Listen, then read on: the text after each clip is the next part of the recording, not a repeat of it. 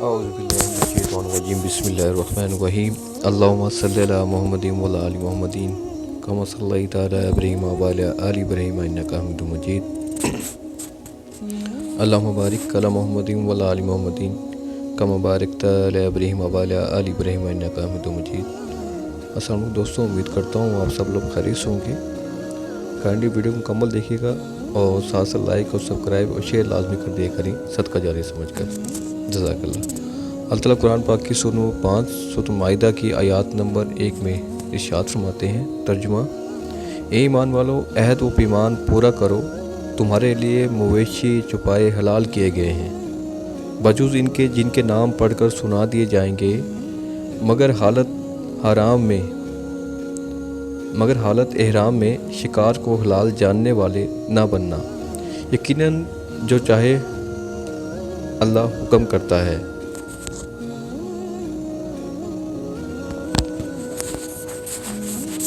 यानी इन हदूद और क़ुयूद की पाबंदी करो जो इस सूरत में तुम पर आयद की जा रही हैं और जो बिलअमूम खुदा की शरीयत में तुम पर आयद की गई हैं। इस मुख्तसर तमीदी जुमले के बाद ही इस बंदिशों का बयान शुरू हो जाता है जिनकी पाबंदी का हुक्म दिया गया। अनआम मवेशी का लफ्ज़ अरबी ज़ुबान में ऊँट, गाय, भेड़ और बकरी पर बोला जाता है और बहिमिया का इतलाक़ हर चरने वाले चौपाई पर होता है। और अगर अल्लाह ताला ने ये फरमाया होता कि इनाम तुम्हारे लिए हलाल किए गए हैं तो उससे सिर्फ वही जानवर 4 हलाल होते जिन्हें अरबी में इनाम कहते हैं।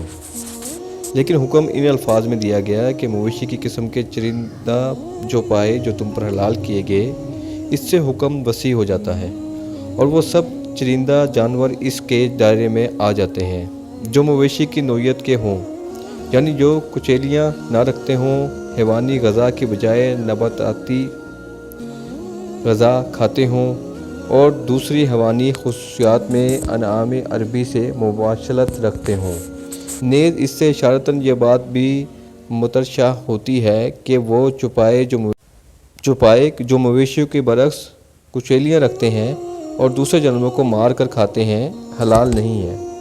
इस इशारे को नबी अकरम सल्लल्लाहु अलैहि वसल्लम ने वाज़ेह करके हदीस में साफ हुक्म दे दिया कि दरिंदे हराम हैं। इसी तरह हुज़ूर अकरम सल्लल्लाहु अलैहि वसल्लम ने इन परिंदों को भी हराम करार दे दिया जिनके पंजे होते हैं और जो दूसरे जानवरों का शिकार करके खाते हैं या मुर्दार खोर होते हैं। इहराम में इस फिक्राना लिबास को कहते हैं जो ज़ायद काबा के लिए पहना जाता है। काबा गिर्द गई मंजिल के फासले पर एक हद मुकर्रर कर दी गई है जिससे आगे बढ़ने की किसी ज़ाहिर को इजाज़त नहीं जब तक कि वो अपने मामूली लिबास उतार कर इहराम का लिबास ना पहन ले। इस लिबास में सिर्फ़ एक तहमद होता है और एक चादर जो ऊपर से ओढ़ी जाती है। इसे इहराम इसलिए कहते हैं कि उसे बांधने के बाद आदमी पर बहुत सी वो चीज़ें हराम हो जाती हैं जो मामूली हालात में हलाल हों, मसलन हिजामत, खुशबू का इस्तेमाल, हर किस्म की ज़ीनत व आराइश, कज़ा, शहवत वगैरह। इन्हीं पाबंदियों में से एक ये भी है कि किसी जानदार को हलाक ना किया जाए, ना शिकार किया जाए और ना किसी को शिकार का पता दिया जाए।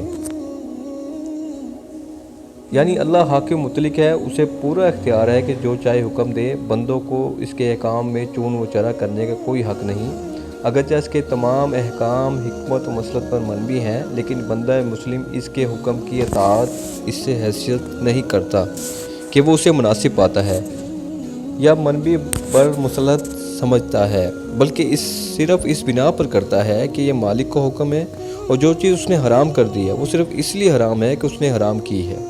और इसी तरह जो उसने हलाल कर दी है वो भी किसी दूसरी बुनियाद पर नहीं बल्कि सिर्फ़ इस बुनियाद पर हलाल है कि जो खुदा इन सारी चीज़ों का मालिक है वो अपने ग़ुलामों को इस चीज़ के इस्तेमाल की इजाज़त देता है। लिहाजा कुरान पूरे ज़ोर के साथ ये असूल कायम करता है कि अशिया की हुर्मत व हिल्लत के लिए मालिक की इजाज़त और अदम इजाज़त के सिवा किसी और बुनियाद की कतई ज़रूरत नहीं।